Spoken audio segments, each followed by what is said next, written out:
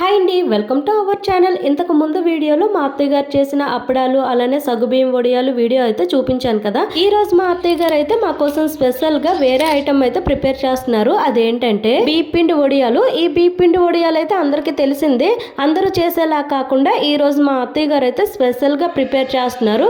అదేంటనేది video చివరి వరకు ఎక్కడ కూడా స్కిప్ చేయకుండా వీడియో అయితే చూసేద్దాం రండి. ఈ బియ్యం పిండి వడియాల కోసం మేము ఇక్కడ ఒక గ్లాసుడు సగ్గుబియ్యం అయితే తీసుకుంటున్నాము. అలానే ఒక లోటాతో 2 లోటాల బియ్యం కూడా తీసుకుంటున్నాము. ఇక్కడ మనకి 2 లోటాల బియ్యానికి ఒక గ్లాస్ సగ్గుబియ్యం అయితే కరెక్ట్ గా సరిపోతుంది. మనం ఈ వడియాలు ఎప్పుడు చేస్తామో ఆ ముందు రోజు నైటే ఈ బియ్యం ఇంకా సగ్గుబియ్యం 2 కూడా నానపెట్టి ఉంచుకొని మార్నింగ్ ఇలాగా గ్రైండ్ చేసుకొని ఉంచుకోవాలి. ఇక్కడ మేము ఈ బియ్యం పిండి వడియాల కోసం కారం కాకుండా ఇలా పచ్చిమిర్చీలను తీసుకొని పేస్ట్ లా ప్రిపేర్ చేసుకొని వేసుకుంటున్నాము. కారంకు బదులు ఇలా మిర్చి వేసుకోవడం వల్ల మనకు వడియాలు అనేవి చాలా టేస్ట్ గా వస్తాయి. ఇక్కడ మా అత్తయ్య గారు అయితే ఆల్రెడీ ఈ వడియాల కోసం ఎసరు అయితే మరిగించేస్తున్నారు. ఈ ఎసరు అనేది బాగా మరిగిన తర్వాత ఇప్పుడు ఇందులోకి కొంచెం టేస్ట్ కి తగినంత ఉప్పు, అలానే మనం ముందుగా ప్రిపేర్ చేసుకున్న పచ్చిమిర్చి పేస్ట్, వీటితో పాటు జీలకర్ర కూడా వేసుకొని కొంచెం తెరలనివ్వాలి.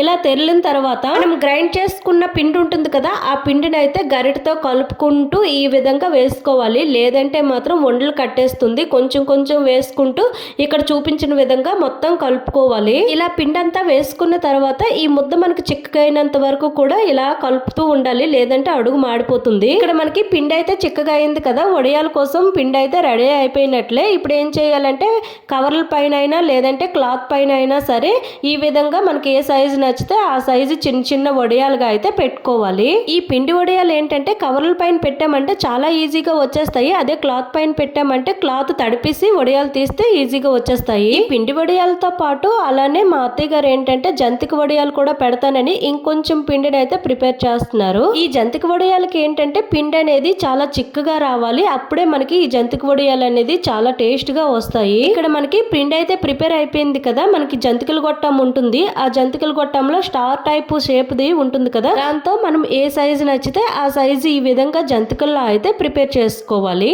ఇంతేనండి, టేస్టీ బియ్యం పిండి వడియాలు అయితే మనకి రెడీ అయిపోయినట్లే. చాలా ఈజీ కదా, చాలా సింపుల్ గా కూడా చేసుకోవచ్చు. ఇక్కడ మీకు ఈ వడియాలు వేయించి చూపిస్తాను చూడండి. చాలా చిన్నగా ఉన్న వడియాలు ఇంత పెద్దగా మారుతున్నాయి. ఎంత బాగా పొంగుతున్నాయో టేస్ట్ కూడా అంతే బాగుంటుంది. ఏదైనా మనం చేసే విధానం బట్టే ఉంటుంది. మా పిల్లలకైతే ఇవి స్నాక్స్ గా ఇచ్చామంటే చాలా చాలా ఇష్టంగా తినేస్తారు. ఈ సమ్మర్ లో కనుక మనం ఈ వడియాలను ప్రిపేర్ చేసుకున్నామంటే వర్షాకాలంలో పిల్లలకైతే స్నాక్స్ గా చాలా బాగా యూజ్ అవుతాయి. మరి ఈ వీడియో మీకు ఎలా అనిపించిందో కామెంట్ బాక్స్ లో కామెంట్ చేయడం మాత్రం మర్చిపోవద్దు. అలానే వీడియో చూసిన వాళ్ళు ఎవరైనా సరే ప్లీజ్ లైక్ అండ్ సబ్స్క్రైబ్ చేసుకోండి. నెక్స్ట్ మరికొన్ని వీడియోలతో మళ్ళీ కలుద్దాం. Thank you for watching.